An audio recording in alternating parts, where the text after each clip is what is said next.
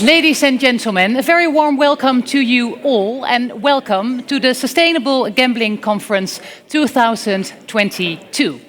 And this year we are going to talk about safer gambling, how to create an honest conversation. And we are very happy to have you here with us live in Amsterdam, in the Johan Cruyff Arena.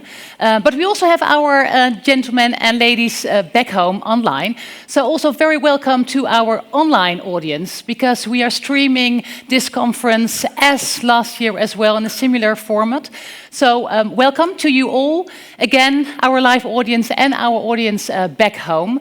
And we also have Sanne and Jamie, our online moderators, to moderate all your questions. So if you have any questions, our people back home, but also the people here live in Amsterdam, please use the menti.com for that.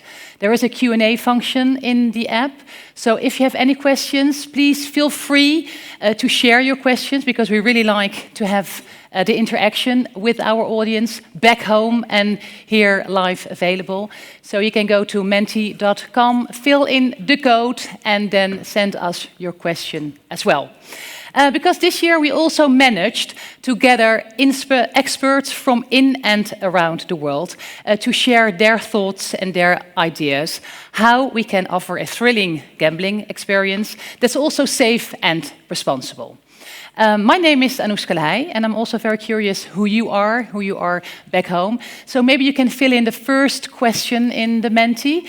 Tell us, what organization are you from? Are you maybe an operator? Are you a supplier? Is there also media attending our conference? Regulator? Are you an NGO or maybe others? We already have some answers here on the screen. A lot of operators, some suppliers, there's also media, a regulator, NGOs, and a lot of others. Well, I'm very curious. Who is other from here? Is there someone? Yes, can you just shout a little bit loud where you're from? Okay, treatment. Okay, wonderful. Well, welcome as well. Great having you here with us. So we are also very curious, what conversation do you think we need to have in and around the industry? That's our second question. It's a word cloud. So just fill in a word or maybe two words. What is the conversation you really want to have in and around the industry? Well, I'm ready for it. I hope you back home are ready as well, and our audience. My first panel is already seated, so I say, let's start.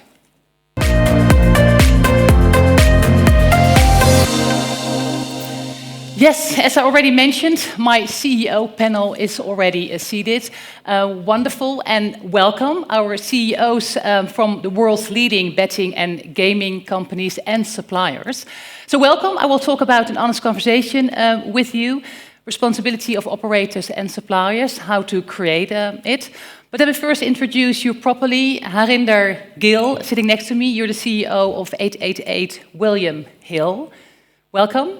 Next to you, Johan Törnqvist, you are the CEO Play and Go. Henrik Tjärnström, you're the CEO of Kindred Group. And Hans Lord Skarplöth, CEO ATG. Well, first of all, welcome again. Henrik, let me start with you, because the last year conference you also hosted as Kindred Group. And the theme of last year was focused on shared responsibility. So this year, you have chosen the topic, an honest conversation and transparency. So why? Yeah, I mean, last year we mentioned the importance of working across all stakeholders if we really want to create a difference and really move forward and take us to the next level. This, of course, all starts with transparency and facts, and that is so important that we dare to talk about those things, and it's essential of building credibility for us and the industry and really move forward. We ourselves, we took a big step last year when we decided to open up and report our share of revenues from high-risk gambling and how we intend to take that down towards zero. And that's been a big step for us in the market. And we also need a broader awareness in the industry to really dare to talk about these issues. And that's what we're here for today. And to achieve this, we need to talk about all areas, both good and bad, and not shy away from the difficult discussions as well that comes on this. So that's really the purpose of today, to really try to have those open discussions and start that with some new themes and ideas about the disposition of the conference as well. So an important topic, and not an easy topic, you could say. Let's also see what our audience, what they actually put on the Menti, what they think we should talk about. Maybe we can just take a look. It's quite small, but I see responsibility, transparency. Is there a word, Henrik, that really strikes you? No, I think this is what we would expect to see that, and of course changing a bit as well, but trust, responsibility, transparency, and of course we all need to remember that gambling is in every society part of the entertainment experience, and that's what we as regulated operators are clearly part of the solution to handle this high-risk gambling problem. Yes, also the high-risk gambling. Because you already mentioned it's sometimes also a difficult conversation to have. So what is your experience having this kind of conversation at Kindred, at your own organization? I think, again, a typical example is what we did last year when we started to disclose our share of revenue from high-risk gambling. And it's not only about high risk, it's about the medium and the social and the low risk as well, and really how we can try to detect the problem before it arises and try to push customers in the direction of a more healthy behavior towards gambling, those who are detected in our internal systems. And that was a lot of discussions internally, if this would be good or if it would be bad, would it impact our growth, and what would be the impact on reputation and things like that as well. So it was a big discussion, but it was open discussion, and we have dared to challenge each other, and we have come out now with a consensus and that we move forward, and we're now more than a year and a half into that process, and we're really pushing ourselves in that direction day by day. Okay, wonderful. And you already mentioned some dilemmas, and we will mention those later on today as well, of course. Because Harinder, what does the theme means to you? Yeah, so as the Chief Risk Officer at William Hill, we've got a huge focus on putting the customer at the heart of everything that we do. And for me, that's really the most important part of this, in terms of if we keep the customer in our minds, keep the customer at the center, then it's likely that we'll make the right decisions. Is that a great change? Is that a big transition to keep the customer in mind? I think it's an evolution, and I think it's a simple thing. So for many operators, when someone presents a new product or a new market initiative, we tend to start with revenue as our first slide. But the first slide should be about the customer. What are the customer benefits? What are the potential customer harms? And what need are we fulfilling for our actual potential customer base? So again, I think it's evolution, and the customer's always been there in all of our organizations, but it's just continuing to put the customer at the front of that journey. And that's really a change, to put the customer first and second the revenues, or? Yeah, I think all firms have already made that transition, but again, it's just about continuing to push on that journey. And so particularly as we're in a more difficult economic climate, things are harder for our customers, things are harder in the private sector, etc. Just continuing that focus on the customer and really genuinely putting them at the heart of our business, whether it's financial metrics, performance management, or other ways of measuring success or failure. I think that's increasingly important. Yes. So Hans, how do you view this as ATG? Yeah, for ATG, we are a vision and mission-driven company. In our mission, we state that we are the horse industry engine, and it's linked to that we are owned by the horse industry, so all our profit goes back to the horse industry. And the second part of our mission statement is that we should be the gambling industry compass. And what do that mean in reality? It means that, of course, we need to follow legislation, but on top of that, we would like to add stuff to ensure that we are perceived as a responsible company. And it's totally customer-driven. So you say actually legislation is not enough. We also have to add something on top of it, as industry. Yeah.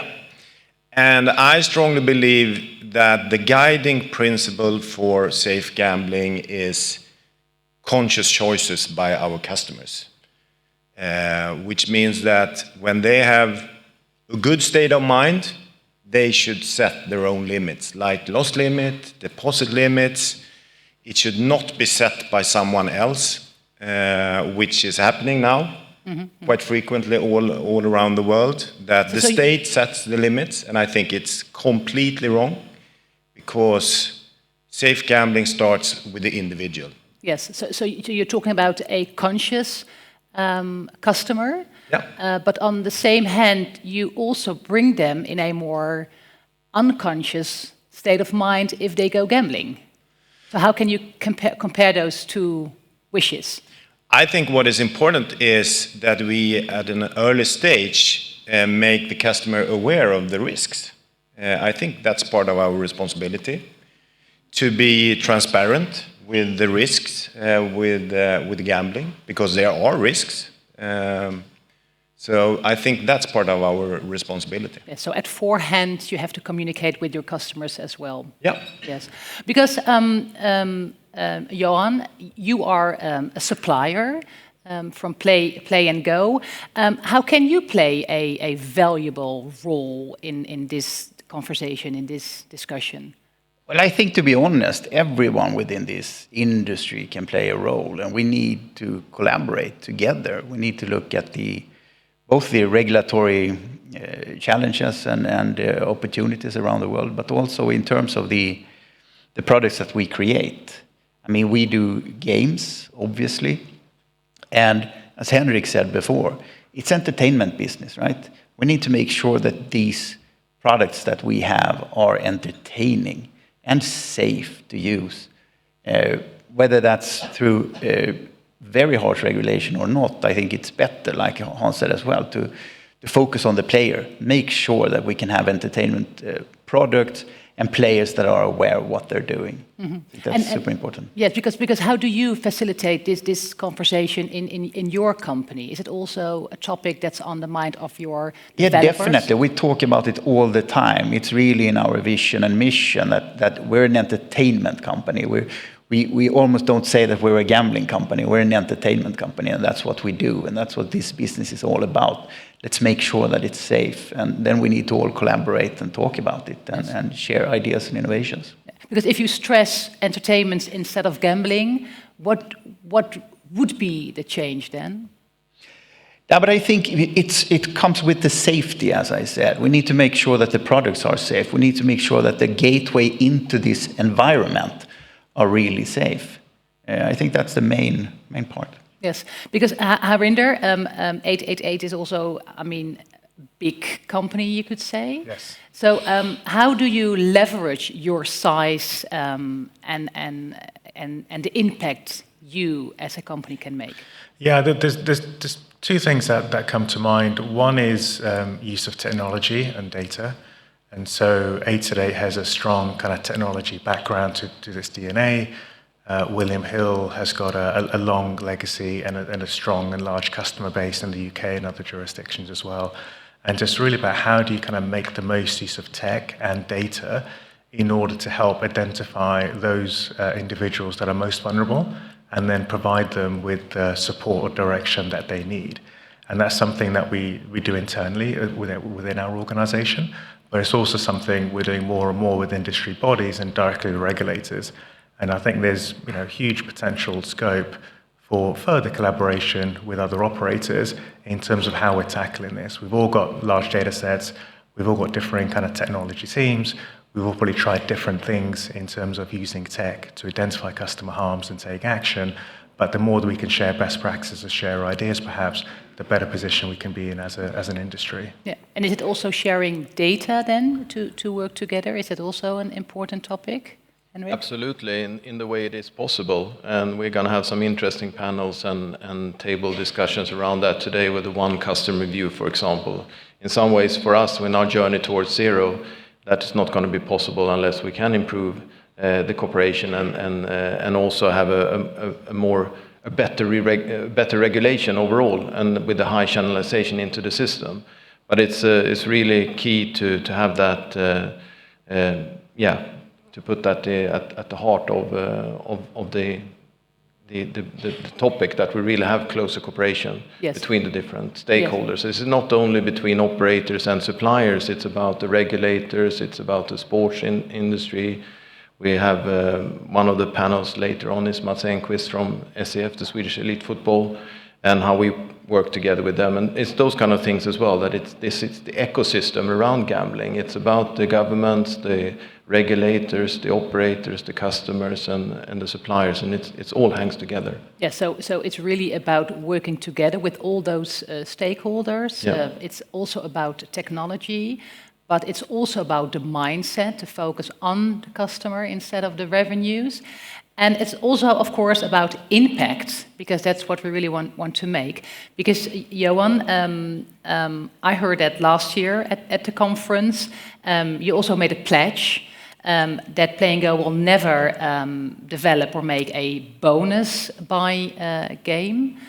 Well, first of all, probably everyone will know, but what is a bonus play game?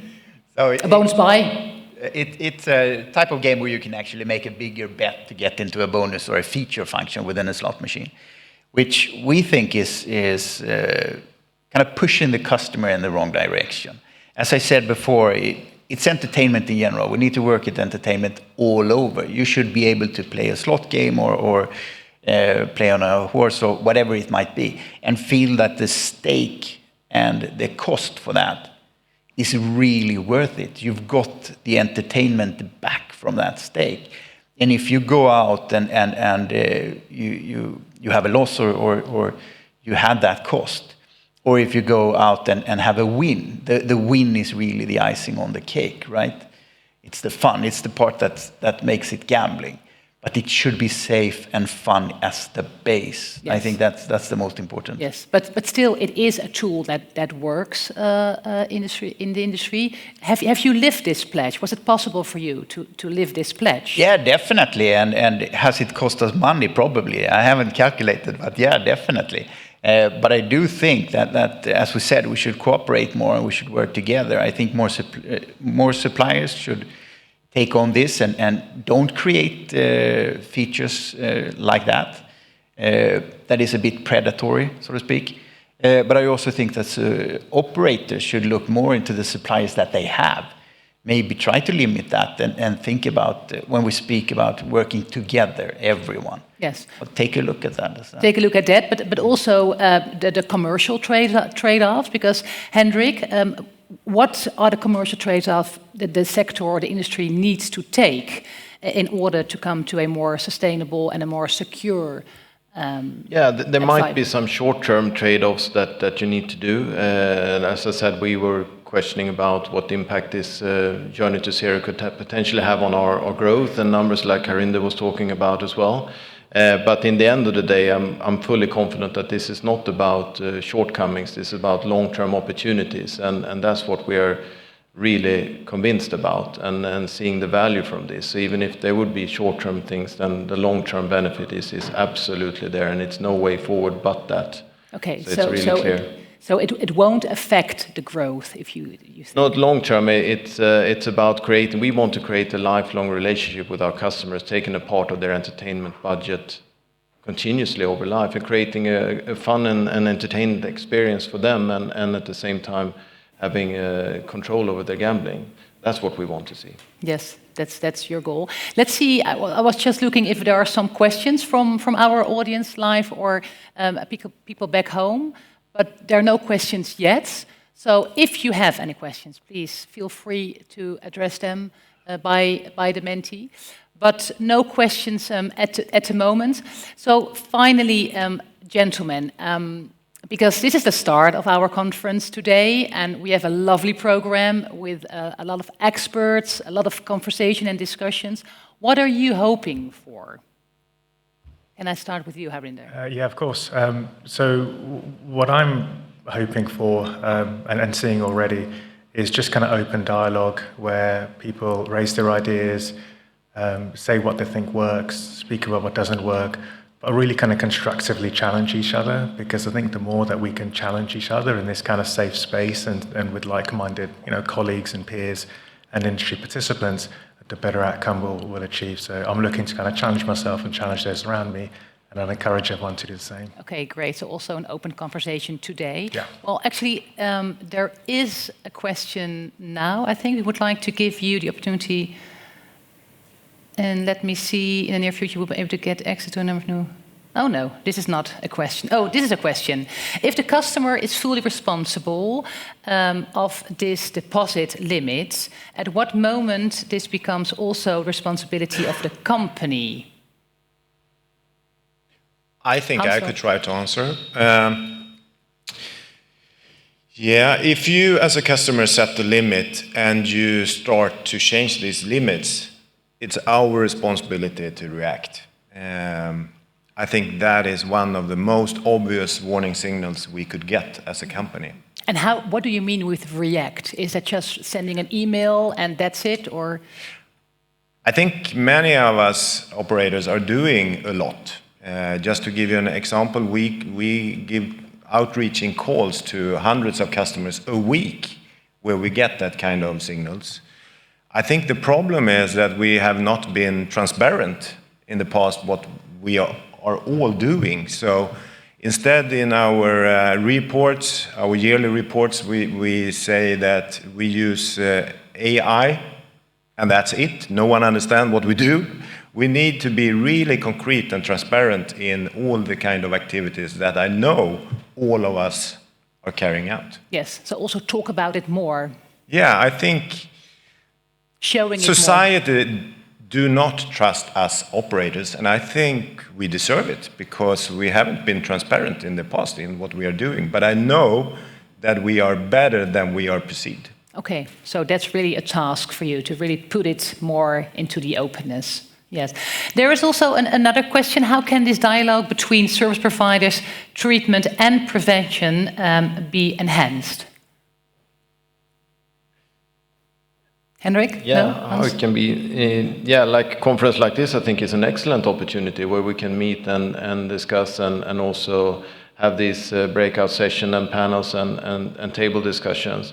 But of course, it's not only here. We would do it regularly in our day-to-day work where we involve treatment centers and therapists and also researchers, and we fund PhD projects as well to work in this area. So it's about continuous dialogue between the industry and the treatment centers and researchers. And also what we do is offer our data, anonymized data, that is a gold mine for researchers to actually see real gambling data to use for the research, and that has been. And are you already working together with those partners? Absolutely. Yes. So there's also about trust and getting to know each other even better. Absolutely. Yeah.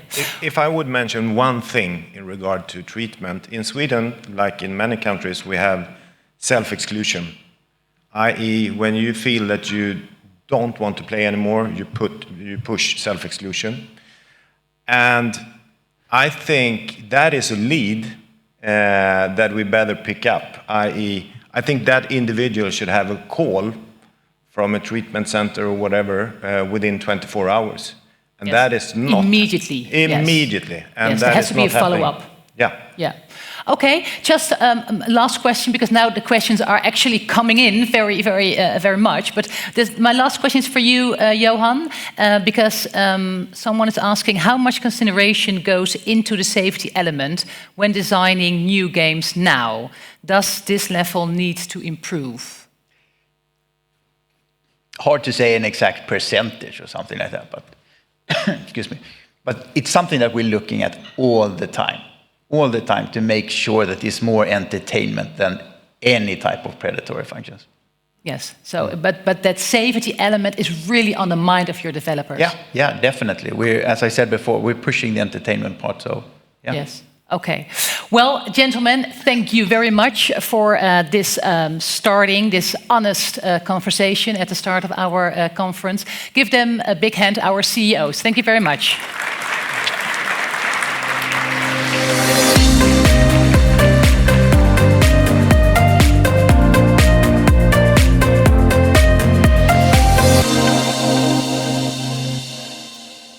Yes, and it's now time to announce our first keynote speaker. Following up from last year, we are very happy to have him with us again. Maarten Haijer, he is a General Secretary, European Gaming and Betting Association, and he will talk about towards a stronger culture of safer gambling in Europe. Maarten, the floor is yours. Thank you very much, and thank you very much to Kindred for organizing this conference again. It's a pleasure to be invited for the second year running. It's also a pleasure to speak about safer gambling, because this is a topic that is high on the agenda in all the jurisdictions of Europe, not just here in the Netherlands, but I think everywhere across Europe. I think it's also a testament to Kindred that this is your sixth year running of the conference. So it shows, I think, that you have taken leadership and ownership of this topic, and you're driving the agenda, I think, in the industry, and also for us at the EGBA. As I said, maybe very shortly about EGBA, because some of you might know us, don't know us. So we have 6 members. Kindred is one of our founding members, and William Hill /888 is also one of our members, actually, that is present today. We jointly have 30 million customers in Europe, so the information that you will see from me is all about Europe. 30 million customers, unique customers, and about a third of the total online gambling market based on revenue is generated by the members of EGBA. The members hold over 160 licenses in 21 European countries, which I think also is an indication of how fragmented regulation is in Europe on online gambling. That's a different topic. I can talk for hours about it, but I won't do that. But it's an important consideration as well when we think about issues like safer gambling and fragmentation approaches, how this is done between different European jurisdictions. That's a concern, to be honest. The last thing is that we work also together with a lot of national associations, including the Dutch NOGA Association. And one of the fruits of that cooperation is the European Safer Gambling Week. That's actually this week. This is the second one that we organize. Obviously, Kindred's event is part also of the European Safer Gambling Week, but we also organize webinars, seminars, podcasts to emphasize and to communicate with the outside world what we do around safer gambling and what should be improved as well. I think, as was touched upon now by the panel, which was very interesting, and it touches upon a lot of things that I wanted to say today as well. I think as licensed operators, we are part of society, but we need to earn our place in society. And that goes beyond a mere legal tick-the-box exercise. It's our behavior that really determines whether people see us as a part of society, a reliable part of society, and that's something that we really need to keep in mind.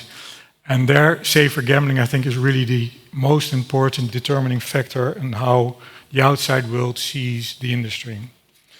So we need to develop longer-term relationships and help our customers to play in a healthy way, and where necessary, also help to avoid any potential harm by our customers. I think that's the general commitment that the industry needs to have to be able to move forward.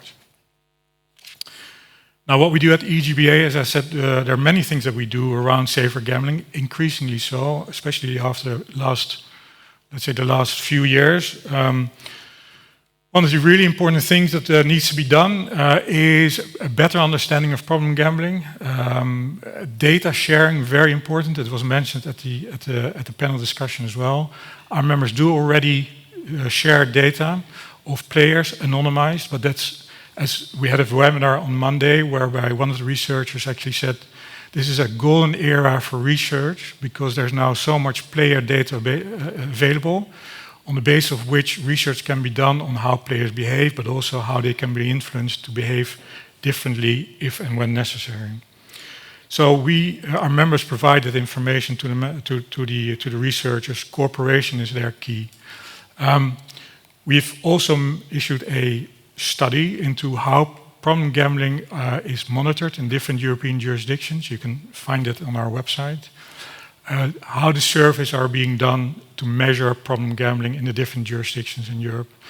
And the results are very fragmented. So some countries have a yearly survey, some have once every 2 years, and once every 5 years. And there are also countries that don't have any survey or any study into problem gambling rates in their jurisdiction. And the surveys are very different as well, different questions, different audiences, different definitions. So we don't really know too much about problem gambling prevalence in Europe in general. That's an area where we think a lot of progress can be made and should be made in a more common understanding of problem gambling. One specific area I want to mention as well, that's the area of markers of harm, and most of you probably will know what those are. That is the behavior of a customer that might indicate a change to at-risk behavior or risk behavior as such. That's an area that's very important for our members, but also for the whole sector and for other stakeholders, because that's, let's say, the key trigger points for operators to intervene and to send communication and interventions with their customers if it turns out necessary. These are the general principle of markers of harm exists, but there's no common understanding, and we think there's a lot of promise if we try to have an open dialogue about markers of harm between the different stakeholders, but also between the different jurisdictions in Europe, so that we can come to a common understanding, but also a European standard around a minimum set of markers of harm that operators can use for their intervention. So that's something that we're working towards. We're seeking support for that. It will not be a short process, not weeks or months. It will rather be a year or years. But this is an area where we think a lot can be achieved by working more closely together. So I have a few other examples, but I won't go into it too much because of time constraints. But we do have a code of conduct on advertising, which is something that we've rolled out. We actually have an independent monitoring of the code of conduct that has been done recently as well. It turned out, and that's done by actually the Association of European Advertising Authorities. And they came to the conclusion, first of all, that the code of conduct is a good basis. Secondly, that's being applied well by our members, but not perfect. So there's room for improvement that needs to be done.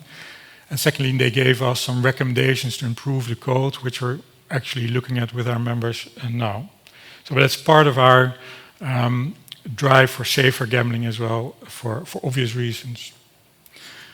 The third aspect I would like to highlight is our sustainability report. So our members are, like Kindred and William Hill /888, are all investing much more in sustainability. And that we aggregate that data into a report.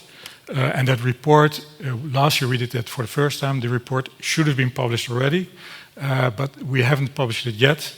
But it will be published this week. And this is some of the first data that we have.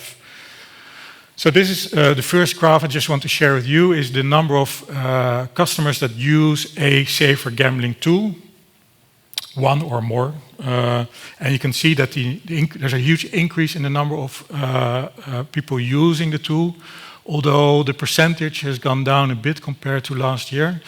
We don't know precisely the reasons for that yet, but in terms of an honest conversation, obviously that's an important element to look at. But I mean, the good thing is that the number of people using the tools has improved. And this is so aggregate data of our 6 members that you see here. The second slide I wanted to show with you is about communications. And these are communications around safer gambling. So they're only communications to customers based on for safer gambling purposes. You see the increase since last year, a huge increase. So there were 38 million safer gambling messages sent to customers of EGBA members in total. But the interesting development is not only that there are many more than previous years, but also that much more is done on a personalized basis. So it's no longer, or part of it is still a generic safer gambling message, but a large chunk of it, and a hugely increasing part, as you can see here, is personalized messages. And that can be done because of the behavioral data that is being used to target individuals and to see what individuals are in need of a specialized, personalized message. So you can see here that we have a huge increase in the number of personalized targeted messages. a slight drop in the generic messages, but I assume that can be explained because there are more personalized messages, and overall an increase in the number of messages that are being sent to customers. And this is an area where I think the future for the industry lies. A direct being able to intervene, communicate with customers when it's necessary for safer gambling purposes. So obviously it's difficult to predict, but I expect if we do this again, this exercise next year, that hopefully the green one has further grown, because the more personalized messages we can send out, the better it is in terms of our ability to reach out to individual customers if and when it's necessary. My concluding remarks, I think, is based on what we see in Europe in terms of regulation, but also political discussions, questions from the outside world, is that safer gambling is, I think, essential for an operator, also for economic reasons. So there is a place for operators in society, but they need to provide safer gambling and take that as a full commitment. I don't think all operators that are in Europe have that full commitment, or not yet, but there are certainly operators that don't have that yet. And they need to decide pretty quickly in the coming years whether they will or will not do that, because my gut feeling, based on what we see happening, is that there is a place for those that are fully committed, and that there is no place, they will fall by the wayside, those operators that don't take it genuinely and commit to it. The last thing I just want to say is in line also with the panel discussion. It is really important for us to cooperate with each other, with different stakeholders. That's why today's event is really important as well. There's a regulator, there are health experts, the industry, academics, and the operators. We have different angles, we have different interests. I think we should not deny that either. But overall, we all have an interest to make sure that safer gambling has a firm place in the sector and a firm place to make sure that customers can play in a safe and positive way. So with that, I would like to conclude my presentation, my speech to you. I hope you will have a very good rest of the day, and I'm happy to speak with you during the breaks or during the lunch break as well. So thank you very much, and have a very good conference all. Thank you very much, Maarten Haijer. Thank you.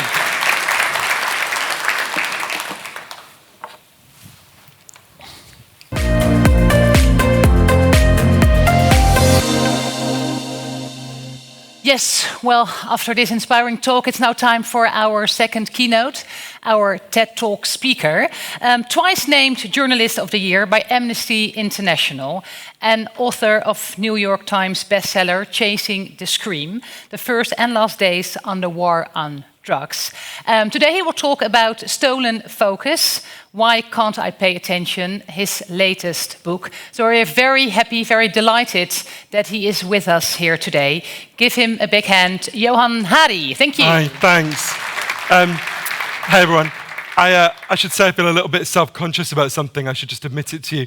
The first time I ever had to wear one of these headphones was when I gave the microphones. It was when I gave a TED talk, and when the technician guy, like the people at the back here, when he put it on my head, I said to him, you know, if you make me wear this, I'm going to feel like Madonna. And he looked at me really intensely and he said, you should always feel like Madonna.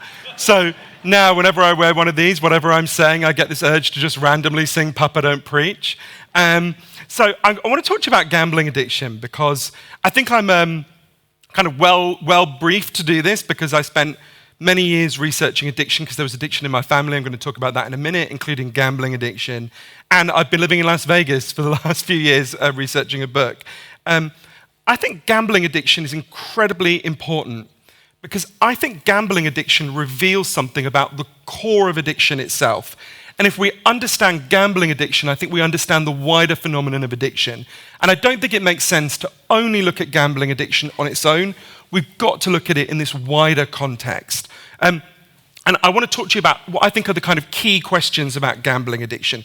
Why is it that most people can gamble responsibly and some people can't? Just like with alcohol, there's a bar over here. Assume some of the time, probably not right now, it serves alcohol. Most of us drink alcohol responsibly. A minority become addicted. This is actually true of all drugs. Most people who use them don't become addicted. So what's the difference between the people who do become addicted and the people who don't? Why does it happen? And most importantly, what can we do about it? So this was a very personal question for me. One of my earliest memories is of trying to wake up one of my relatives and not being able to, and I was too young then to understand why, but as I got older, I realized we had a lot of addiction in my family. We still do, including gambling addiction. And 10 years ago, when I started researching this, I actually came here to Amsterdam. It was one of the first places I came. I think, like a lot of people in that position, I was a real mixture of feelings. So part of me was very compassionate. I was looking at the people I loved who had addiction problems, and I could see they were really suffering and that they were in a lot of pain, and I really wanted to help them. And if I'm honest, part of me was really angry.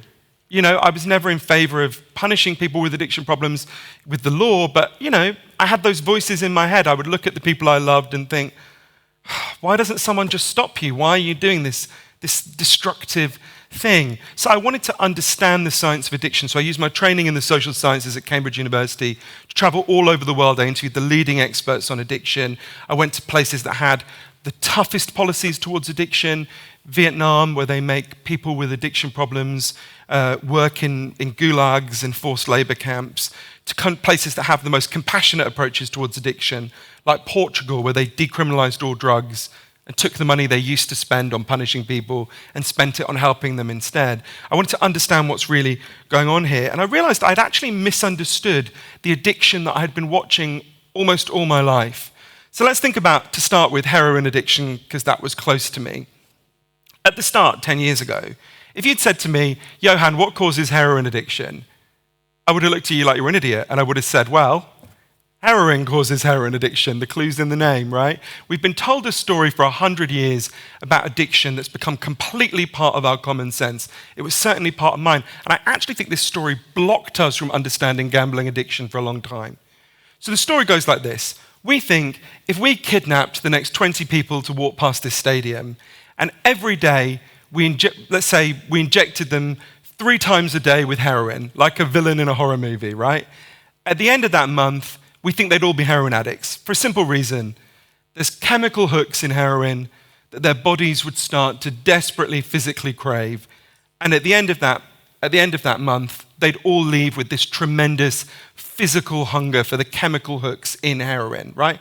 That's the story we've been telling about addiction for 100 years. And this is why in English we actually use the word hooked as a synonym for being addicted, right? You crave the physical hooks, well, that's what being addicted is.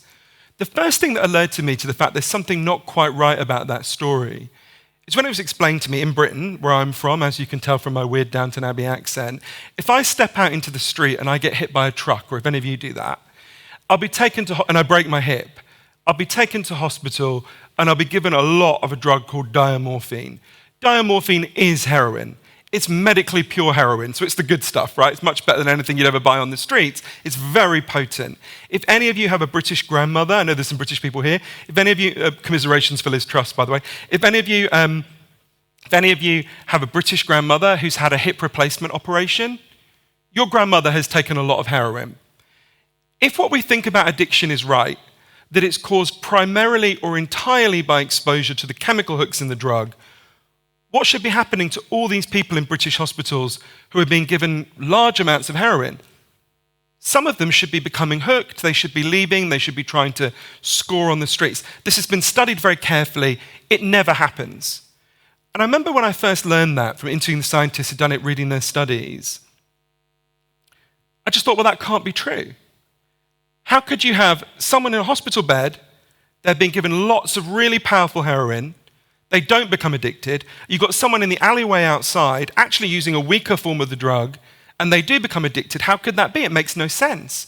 I only began to understand it when I went to Vancouver to interview an incredible man named Professor Bruce Alexander, who did a series of experiments that have transformed our understanding of addiction. So he explained to me, this story we have in our heads, that addiction comes primarily or entirely from exposure to the chemical hooks comes from a series of experiments that were done earlier in the 20th century. They're really simple experiments. You all could try them at home if you're feeling a little bit sadistic. You take a rat, you put it in a cage, and you give it 2 water bottles. One is just water, and the other is water laced with either heroin or cocaine. You probably shouldn't do this at home. So you've got the cage, got 2 water bottles, and of course the rat tries both. If you do that, the rat will almost always prefer the drugged water, and it'll almost always kill itself by overdosing within a couple of weeks. So there you go, that's our story. The rat is exposed to the chemical hooks. Once it is, it needs more and more of them until eventually it kills itself. But in the 70s, Professor Alexander was working with people with very serious addiction problems. It didn't seem to fit with something he saw. And he's looking at these experiments and he said, well, hang on a minute. You put the rat alone in an empty cage. It's got nothing that makes life worth living for rats. All it's got is the drugs. What would happen if we did this differently? So he built a cage that he called Rat Park, which is basically heaven for rats. They've got loads of friends, they've got loads of cheese, they've got loads of coloured balls, they can have loads of sex. Anything a rat likes in life is there in Rat Park. And they've got both the water bottles, the normal water and the drugged water. And of course they try both. This is the fascinating thing. In Rat Park, they don't like the drug water. They hardly ever use it. None of them use it compulsively. None of them overdose. So you go from almost 100% compulsive use and overdose when they do not have the things that make life worth living, to no compulsive use and overdose when they do have the things that make life worth living. It's not exposure to the chemical hooks that drives the use. It's something deeper. You know, there's a professor here in Amsterdam, brilliant professor called Professor Peter Cohen, who says we shouldn't even call it addiction, we should call it bonding.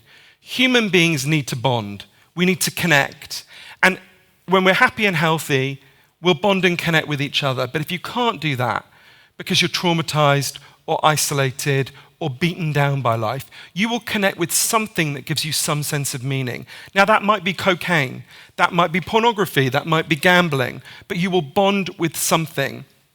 I think it's a really important reframing. I remember after a meeting with Professor Alexander in Vancouver, realizing the opposite of addiction is not sobriety. Valuable though that is to many people, the opposite of addiction is connection.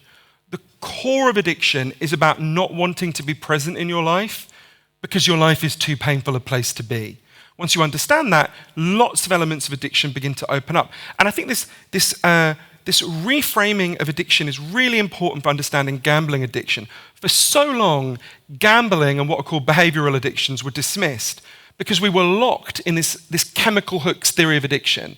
And of course, there's no chemical hook in gambling, right? You don't snort a roulette wheel, you don't inject a pack of cards, that's not how it works, right? If you can have all of the, and people who are, as you know better than I do, people who are addicted to gambling, you know, go to a meeting of Gamblers Anonymous and go to a meeting of Narcotics Anonymous, they are as addicted as each other. If you can have all of the addiction with none of the chemical hooks, that tells us something about the degree to which we've been overstating the role of chemical hooks in addiction when it comes to drugs and alcohol. It's not that chemical hooks aren't real, they are, but they're a very small part of what's going on. It's actually 17%. If you want to know how we know that, ask me afterwards. So I think this is really important, partly for reframing how we think about addiction, but also for understanding what drives gambling addiction. So everyone here knows you have natural physical needs, obviously. You need food, you need water, you need shelter, you need clean air. If I took those things away from you, you'd all be in real trouble real fast.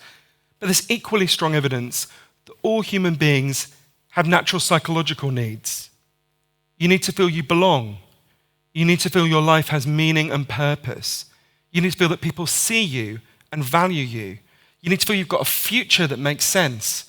And this culture we built is good at lots of things. I'm glad to be alive today. But we have been getting less and less good at meeting people's underlying psychological needs for a very long time now. Think about loneliness, one of the most obvious ones. You know, Western society is contemporary Western societies are the loneliest societies in human history. Before COVID, 42% of Americans agreed with the statement, "No one knows me well." There's a study that asked Americans, how many close friends do you have who you could turn to in a crisis? And when they started doing it years ago, the most common answer was 5. Just as COVID began, the most common answer was none. Right? There are more people who have nobody to turn to when things go wrong than any other option. It wasn't the average, but it was the most common answer. And then, of course, COVID arrived, and actually, for once, for a good reason, we deprived ourselves of social connections. And again, what happened? We saw an explosion in alcohol and drug addiction. In fact, the United States, going into COVID, had the highest level of overdoses in the history of the American Republic, and then it almost doubled during COVID, right? Again, it's the lesson of Rat Park. All of our lives became more like those isolated cages and a lot less like Rat Park.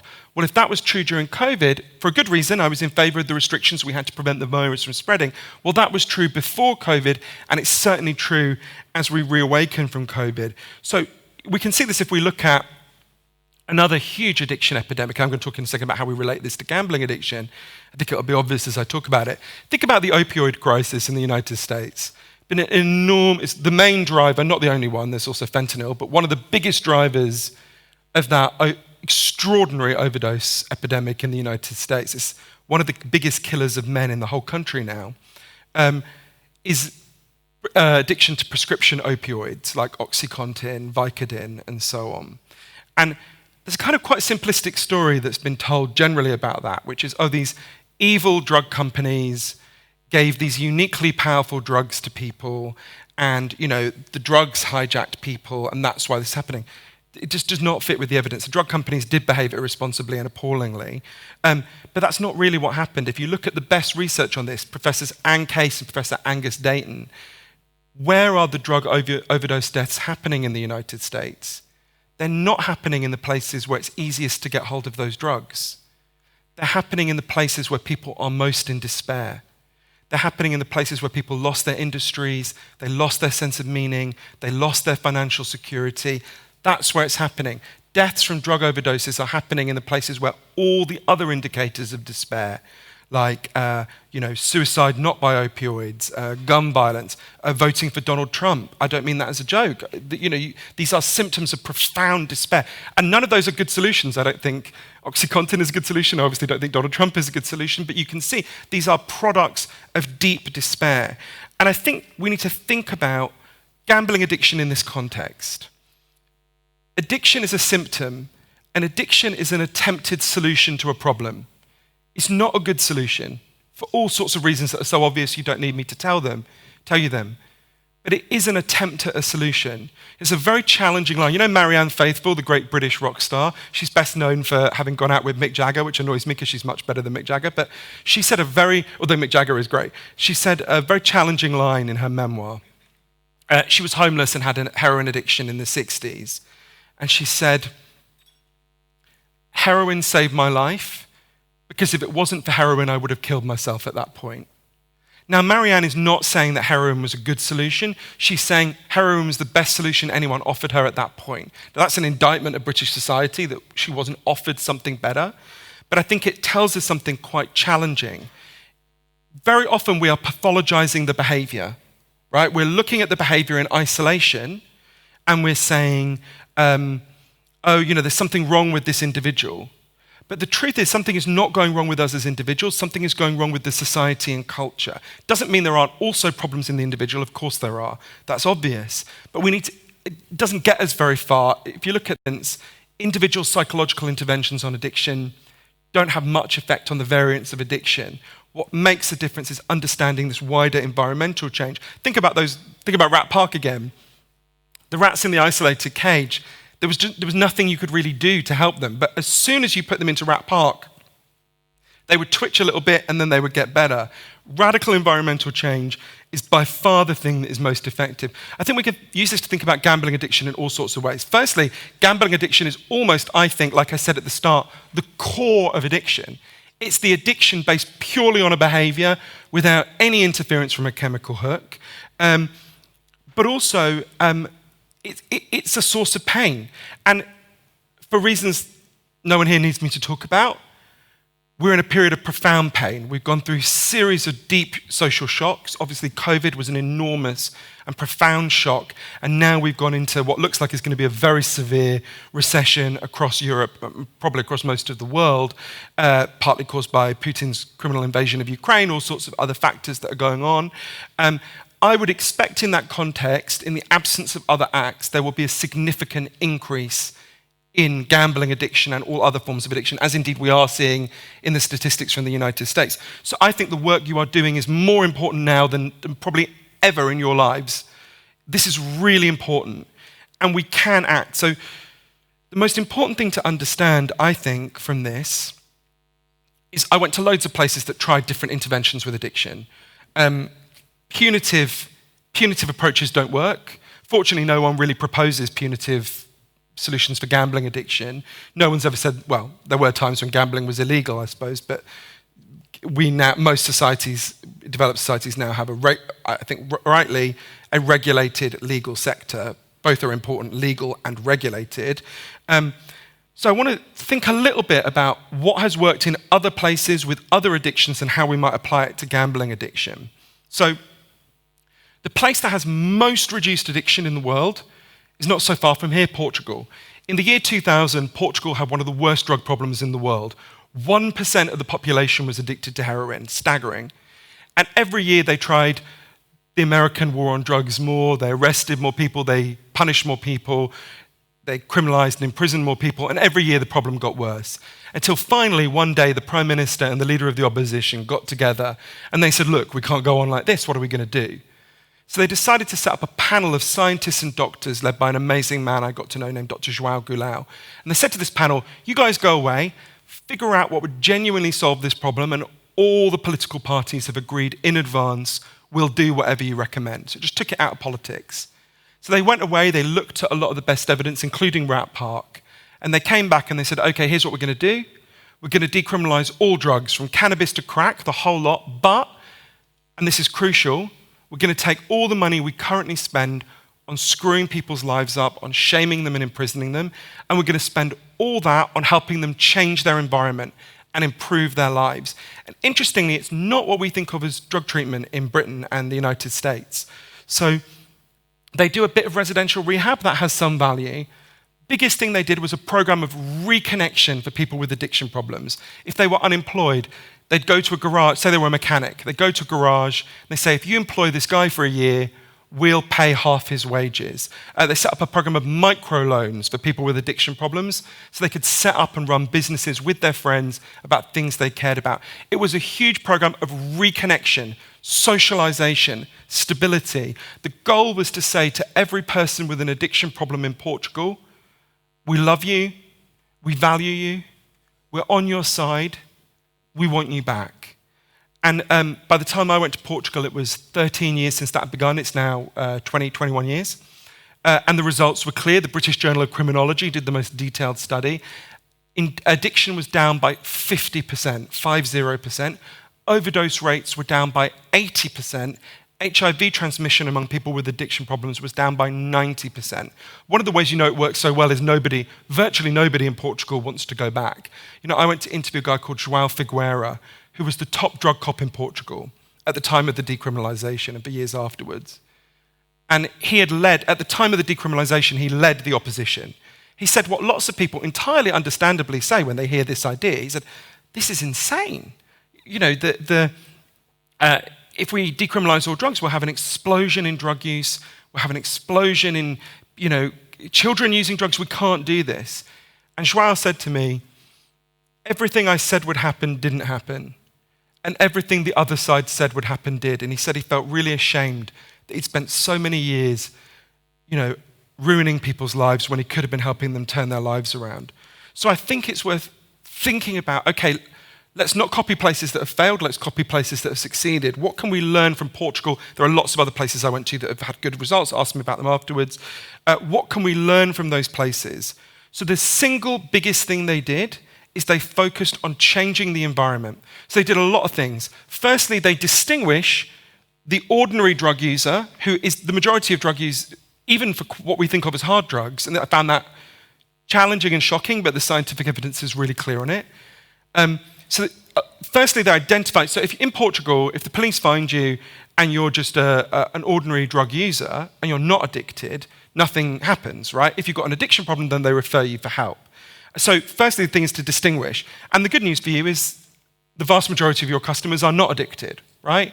As you know, they're gambling to have fun. And that's every human society has had some form of gambling. Attempts to suppress it have always failed. People are having fun, and that's a good and positive thing. Just this is true for the alcohol industry. It's true for the legalized cannabis industry in the United States and Canada now. So the first thing is make that distinction. The second thing is once you have those individuals, you know, it's interesting, I remember speaking to the people who run the Problem Gambling Center in Vegas about this. The skiing industry spends about 5 to 8% of its revenue on safety. As you know, the gambling industry, it's vastly below that. I don't know the figures here in Europe, but I know in the United States it's less than 1%. So part of it is about dedicating more money to that. But I also think it's about learning these lessons. So partly it's about helping individuals to change their environment, to understand their problem and change their environment. So a lot of people who will be behaving in addictive ways will not have that narrative in their minds. They'll usually, I think this is, again, where gambling addiction is very revealing about addiction more generally, they'll have a narrative that's about hope. I think about someone I love in Las Vegas, who is a pure gambling addict, as you can imagine.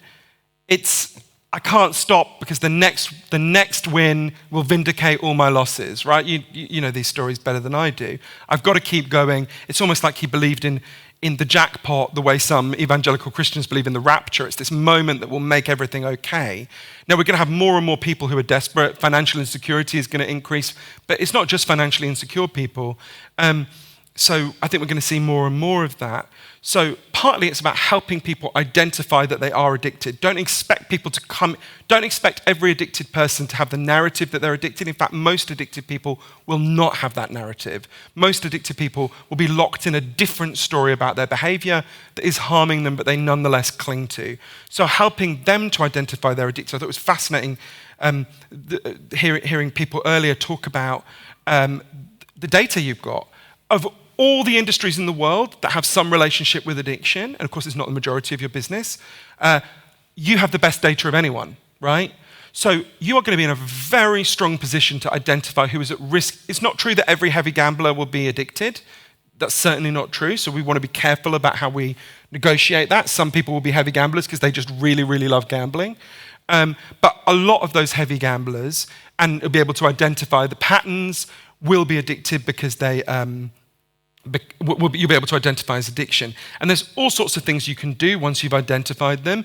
One is encouraging them to speak to people who can help them to think through why they're using their narratives. I think the person who spoke on the panel, the Swedish guy, made an excellent point about self-exclusion. There's a really important concept in addiction called pre-commitment. Pre-commitment is when you know you're going to do something you don't want to do in the future, so you bind yourself in the present, right? So for me, it's cookies and biscuits. Like, I don't buy them when I'm in the supermarket because I know at 2 a.m, I won't be able to go, I'll just have one cookie, right? I've never been able to do that. I'll eat the whole box. So my form of pre-commitment is I just won't have it in my house. It's my way of saying, present Johan, who doesn't want to be fat, can see future Johan stuff in his face, and to stop future Johan, I won't let it into my house, right? So that's an obvious form of pre-commitment. I think you want to be encouraging pre-commitment stances among people with addiction problems. So people should be able to self-exclude from casinos. They should be able to impose limits that lock them in over long periods of time. That will really help them. I think there's lots of other things. I'm really interested in creative thinking about this in the gambling industry, so please get in touch with me if you have other ideas. And I think this is a really important and fascinating debate. I'll just say as a last thing, I also want to be candid with you. You're operating in a social context that is massively feeding addiction of all kinds, and particularly gambling addiction, I think. You know, we're going into this period of dreadful financial insecurity that it's not clear where or when it will end. And Bruce Alexander, who did the Rat Park experiment, says we talk all the time in addiction about individual recovery. We should be talking much more about social recovery. You know, these things are going wrong for our whole society. So I would say people who want to deal with gambling addiction should also be really invested in thinking about, okay, how do we deal with the loneliness crisis?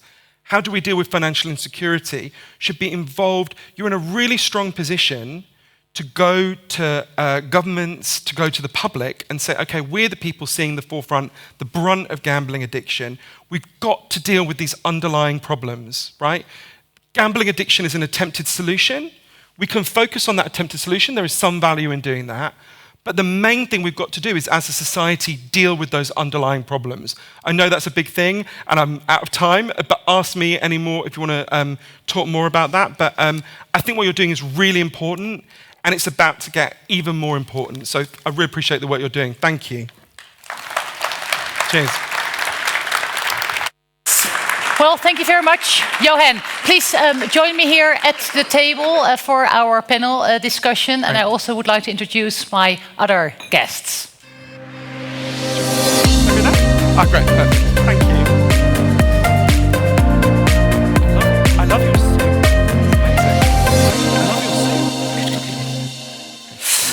Okay, well, gentlemen, welcome for our second panel discussion about the ethical use of data.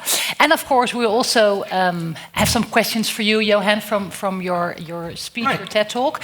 But let me first introduce our table guests. Next to me, Karim Chikh, you're the head of legal and compliance analytics at Kindred Group.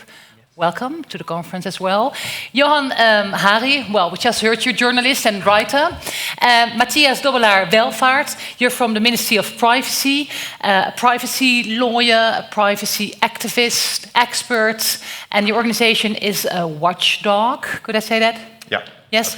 And Trung Huynh, you're founder, CEO, and CTO at Actable AI. Maybe just tell us very shortly, your company is about machine learning. Yeah, so we provide a platform for our customer to easily apply AI and advanced analytics to the data. Okay, wonderful. We'll talk later about how you use the data as well for your platform. But Johan, let me first just check very, very quickly if there are any questions according to your speech, your TED Talk. There are some questions, well, quite a lot. Let me check.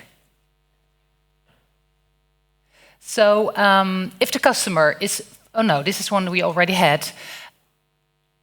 I can never make these things work either. I felt much better when recently I watched... It's not quite clear which questions are for you, to be honest. Recently I watched Angela Merkel do a Zoom and she got it wrong and I felt so much better about getting it wrong after that. I thought, okay, if Merkel can't do it, none of us can.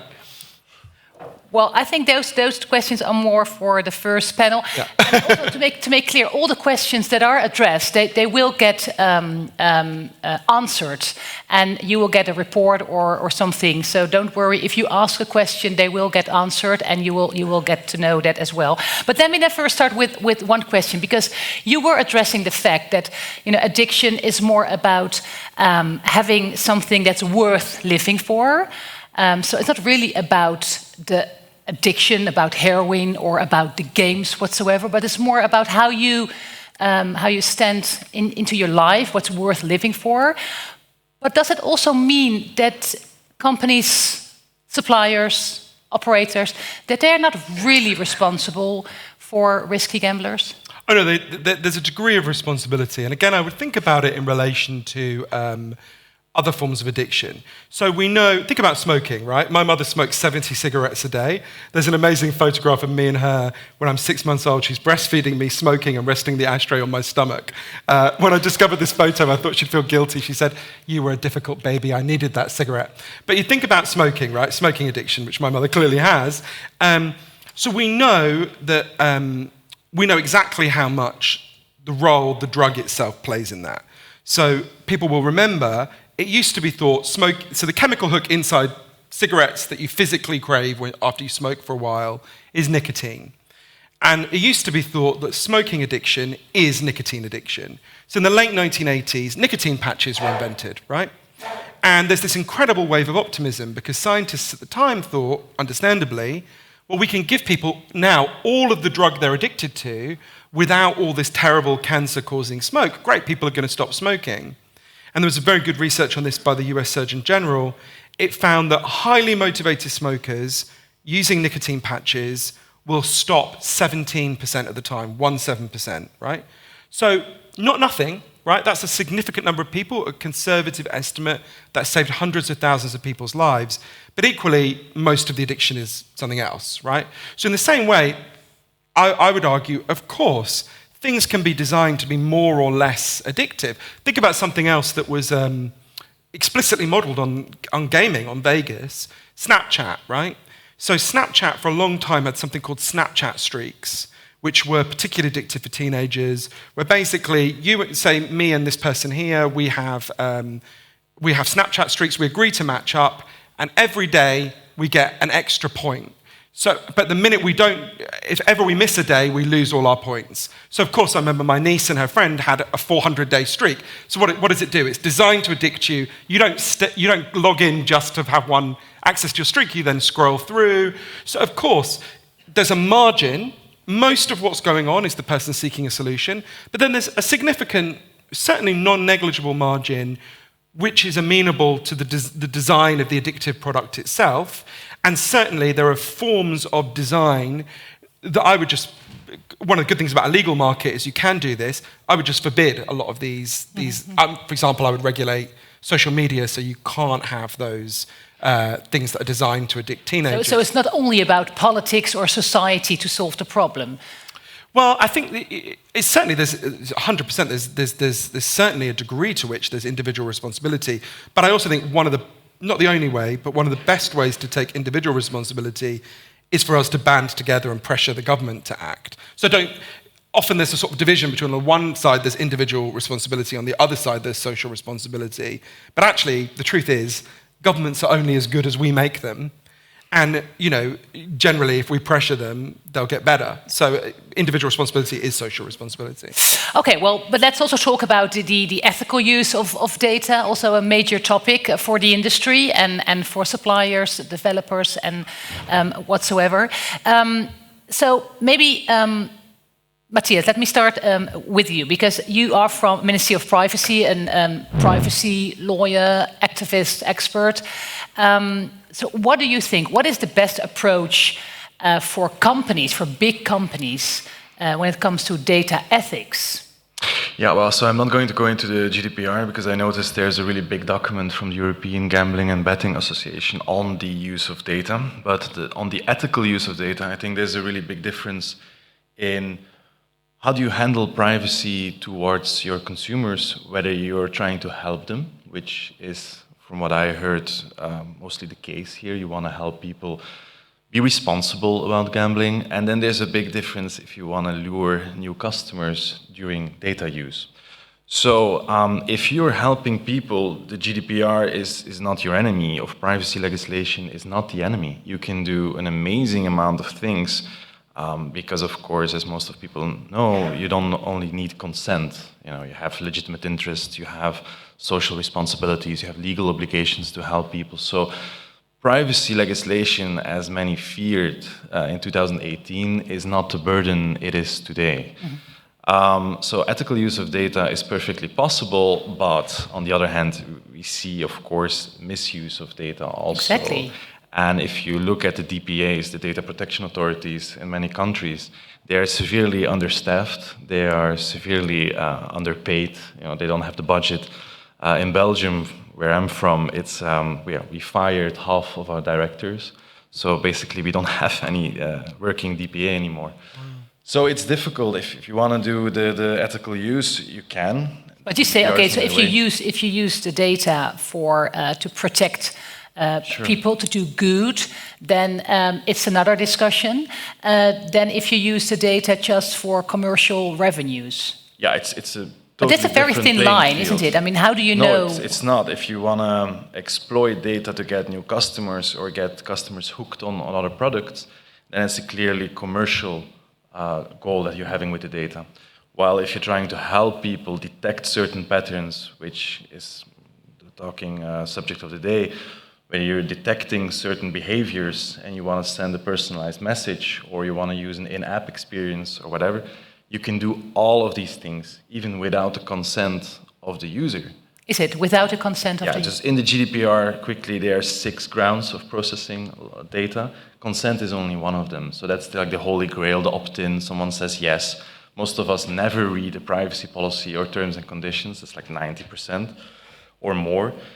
But if you're trying to help people, you don't really need a consent because you have that legitimate purpose there. Yeah, because Karim, you're from Kindred Group, how is your company using the data? Are you also making that distinction? And is it also clear to everyone? Well, it's obviously clearer for sorry, a can lawyer. you maybe speak a little bit more into the microphone? That's what I just told me. Sorry, yeah, of course it's clearer for a lawyer. Sometimes we're a bit... but we have internal support, like our DPO, to explain all that. But there is definitely a clear split between the marketing use and sustainable use of data. And then, so how we use it really is, and how we could do even better, is around the monitoring and detection of the behavior of the players. We always try to do better. And there is a democratization of AI and technology as well, which makes it cheaper and more affordable across the industry to use very advanced techniques nowadays with platforms like Actable AI, for example, where you can get very advanced model built by a robot, so you don't need to hire someone for that. And is that the way you use the data to do good? Partially, yeah. So we invest a lot in analytics and development of systems to monitor them, understand how to capture the actual markers of harm. Yeah, now we have our own in-house data scientists and all that to develop those models. Yeah. Mm-hmm. Johan? I just from talking to people in Vegas who work in gaming. By the way, you got your headset, huh? So yeah, so you're like Madonna, need that. so you don't need that. Dismiss it. I think there's a dilemma here for you guys, and I'm using guys in a gender-neutral way, obviously. So the difficulty you're going to face, and I don't know what the solution to this is, but I think it's worth thinking through, is, so how do I put it? The population that you most need to target for the positive reason of identifying that they've got an addiction problem, diverting them to help, is going to be intermixed with also your most profitable non-addicted population, heavy gamers, who you're going to want to target to get them to come back more. And I don't know what the solution to that is, and I think you're absolutely right to articulate a distinction between, obviously, both in the data law and just morally, between approaching people to help them versus approaching people to commercially, milk them. But I think there's going to be a challenge in that it's not going to be clear in the data which is which. And I don't know what you do about that. I think probably instinctively, having not thought about it in the depth that I'd like to, my suspicion is that the presumption, the approach with heavy users, probably the safest method is to presume that they have an addiction problem, knowing a lot of them won't, to see if they can be identified for that, and then the ones who don't identify with that problem or aren't identified with that problem can then be diverted into more healthy ways. Do you see what I mean? I don't feel I said that very well. But I mean, if you just not only focus on the risky gamblers, but in general, what do you think? Where is the line in collecting the data then and using it in an ethical way? So not only to do good, to protect the risky gamblers, but in general, what do you think? What is the responsibility of big tech corporates? I think Matthias is much more insightful about this than me, but my instinct is we should be clear. The data is being collected, right? You are collecting the data. The question is, what do we do with the data? So I think, given the data obviously is being collected, there's a parallel debate in social media, right? So Facebook, TikTok, Snapchat, they know who's using it 40 hours a week, 50 hours a week. But do you say, okay, that's just how it is? Or do we also have to discuss the first part? So what are they collecting actually? And how much are they collecting? And I think, of course, there should be a debate about what they're collecting, and there's all sorts of debates about privacy, which again I would defer to Matthias on. But I think the more interesting thing is, given that this data is being collected, given that data is giving us a flashing red line to potential addiction, I think it would be unethical, given those two facts, to not then say, okay, what do we do now we know who these people are? I mean, imagine a scenario where the alcohol industry knew who was buying, 10 bottles of vodka a week versus who buys 1 bottle of vodka a month. It would be grossly unethical for the alcohol industry to not use that to help those people get help So with their you alcohol say addiction. it's about collecting, but it's more about using. I think so. I mean, there's certain, there's certain things I'd be opposed to collection. But in this case, where I don't see that anyone would. Yeah, it's different to reading your Facebook messages or other privacy debates. Gathering the quantity of data about how often and how much you gamble does not seem to me, provided of course that's not disclosed publicly, does not seem to me to be an invasion of privacy particularly. Yeah. But Matthias? what do you think, Matthias? Yeah, the problem about that reasoning is that with the Minister of Privacy, we're mostly tackling governmental issues like the use of cameras in public streets, fingerprints, stuff like that. Gambling is not really on our agenda, so don't worry. But the problem with that reasoning is that the same reasoning is being used by our lawmakers who say, well, we have a lot of accidents on our roads, so we need cameras on every street. We have a number of rapings or not a number of incidents happening in that area. We need more surveillance, we need more this and that. So I get the point that, for example, you're uniquely placed to use the data for good, and I fully encourage it, but saying that it's not an invasion of privacy is not true, because if you identify someone potentially as an addict, you already carried out an automatic decision, an automatic algorithm, which is actually prohibited by the GDPR in some ways. Then you also have Article 9 of the GDPR saying that health data is sensitive data, and a gambling addiction is part of health data. So I fully encourage companies here to use the data ethically to help people, but that should not become like an excuse and saying like, oh, well, we're not infringing anyone's privacy because we're trying to help. Most of people here are commercially based, so there has to be another question in the documents was who should be responsible, within the company, and then the logical answer is always, well, our privacy officer will handle, our DPO. Karim? Here he is. Yeah. Here he is. But I think everyone in the company should be involved in guarding privacy. Everyone should be trained in it to a basic level, understanding what is privacy, what are consumer rights. One of the rights consumers have is a right to erase their data, which is difficult in your sector because you have regulatory but for me, it still feels, that those companies knows everything about you, that they know your behavior, when you're online, what you're doing, how much money you spend. I mean, it's also, a privacy issue. Sure. So let's ask our audience back home, but also the audience here live through the Mentimeter. So would you be willing to share more personal data in cases where it's used to protect you, whatever protection may mean, of course.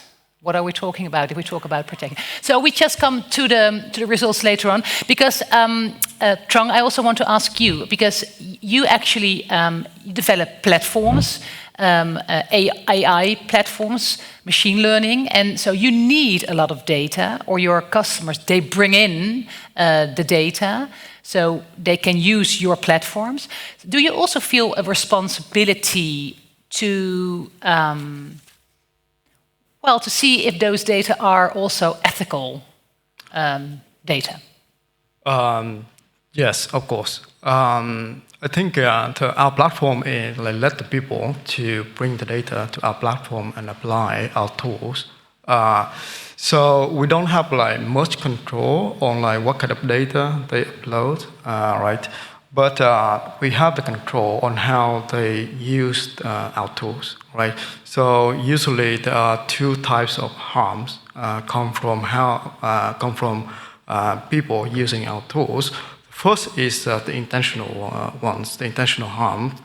That might include you using AI for fraud or for terrorism and those kind of things. So in our term condition, we reserve our right to withdraw our service from the people who use our tools to do that. Right? But that's very obvious. That's very obvious. That's very obvious. Of so course. let's talk about the other one, where the unintentional harm might happen when the people first either don't know how to use the tools correctly, so it's where we come and support and provide consulting on how to use them correctly. Second is whether it's easy to use our tool to deviate from the harm, like for example, like whether to prevent the bias in your AI model or in your analysis, right? So we provide the feature for our user to do that easily, so they can remove these types of harms, right? Another thing is the user might be unaware of the harms that they might cause by building the models or the analysis. Like for example, like back to Johann's point about, for example, the social media company. They build like the recommender system, try to recommend the content. What they want to do is to optimize for engagement. Mm-hmm. They haven't thought much about other things, but they want to optimize for an immediate, like short-term gain, right? But they haven't thought about that, like increasing engagement might cause like addiction, right? Which might be harmful for the users. And then is it also when that's really happening, then you also feel responsibility to have that conversation. We feel the responsibility to have the conversation when we come, drop in and say, hey, that if you optimize for this metric, it might cause this long-term harm. Like, have you thought about like optimizing? And do they expect that role of you as a technical party? Consulting is part of like the service that we provide as well. So even when customer buy our subscription, we also provide support. So if they come to us and say, "Hey, whether like this, we are using this in the best way," then we can bring in our insights and ethical use of the data and our tools. Is part of the consulting we can provide. Yeah, so it's part of their professional role. Yeah. So let's also see the results. I'm curious to know. So would you be willing to share more personal data in cases where it's used to protect you? Yes. 64, I think, respondents or people responded yes, and 25 no. It's not a big surprise there. We asked the same question, is your health more important than your privacy or your safety? And most of the people concur that that's the case. Privacy always takes the back seat for logical reasons. But then you have to have people like me who are... But it's still 25 people who are saying no. Yeah, those are the friends here in the room. So thank you for the 25. Those 25, yes. I guess it's challenging, isn't it? Because the understanding of protection can be... So you can imagine this being used in the ways the Chinese Communist Party do. And it's a book I really recommend, one of the most disturbing books I've read in the last year, called We Have Been Harmonized, about the uses of these technologies in China, where they're being used, not always, but very often in extraordinarily authoritarian and control-based ways. So you can imagine that the Netherlands, for all the flaws of this society, is nothing like that, where actually the government does act in the interests of the public good most of the time. But just because we're also running out of time a little bit. But Karim, just one question also for you, because how can we reassure that if you give your data, if you are content with sharing your data, how can we make sure that you are doing it for the good things and not only for your own benefits, for the own revenues? Well, to ensure it, I think there is a lot of auditing going on in the collaboration with the regulators. I think for me the main 2 points when it comes to data sharing, I don't know if the results would be the same if we were asking, what if you provide the data to the operator and then they share it? Because there is, for me, 2 key points. First one regarding research. We do share a lot of data with researchers, but what if we were publishing publicly available data that anyone could access? Obviously, you would get great findings because any researcher around the world could access that data and run crazy research on that. But such data could then be used, like if you can identify what generates addiction, you can also use that information to make the product more addictive. Yeah. So you couldn't be able to protect that, but it's obviously like a great improvement. The other one is regarding operators. We do share data with operators, and they have a global view. Now, I personally believe that operators tend to, you have like certain way of acting to get your license, but then that's it. For me, I'm an advocate of positive reinforcement. So what if they were setting up KPIs, for example, for the companies, the operators, and if you go the extra mile, for example, you get some reward in, I don't know, like tax rebates or things like that. Like this could really change the dynamic of the industry. Yeah. So let's conclude by saying that we need the data in a certain way to improve the business, but also to really take care of the customers. But the big challenge is how we use it, and are we only use it for research or also for the benefits that are bigger than the customers. Thank you very much, gentlemen, for this discussion, and we'll see you later today. Thank you very much. Cheers. Thanks. You did a great job. Thank you. Yes, and it's 11 o'clock now, so it is time to do something else, and that is the breakout sessions. First of all, we hope you enjoyed the first part of the conference, of course, here, the plenary session. But it's time now for our breakout sessions. We have 2 breakout sessions. In this room, we have the one that's about responsible gambling research and technology. It's hosted by Maris Cantania. And in the Wenen room, that's the one outside, we will talk about partnering for change. And you're totally free to just drop in. On the flyer, you can see the program, so you can start here and then you can move to the other one and turn back. And also for our people, our live audience back home, you can also go to the breakout rooms, and if you want to go to another one, feel free to pop in and to pop out. I also say goodbye to our online audience, because after lunch, the people here live, we will meet again for our plenary session in the afternoon. But for our online audience, it will end after the breakout rooms. So thank you very much for joining us. And of course, enjoy our breakout rooms. Don't forget to go there as well. And we hope you liked our hybrid conference. For us here, first we have the coffee break. And the breakout rooms, they start at 11:20. And I see you all back here after lunch. And that is 2:45 for the afternoon program. Enjoy.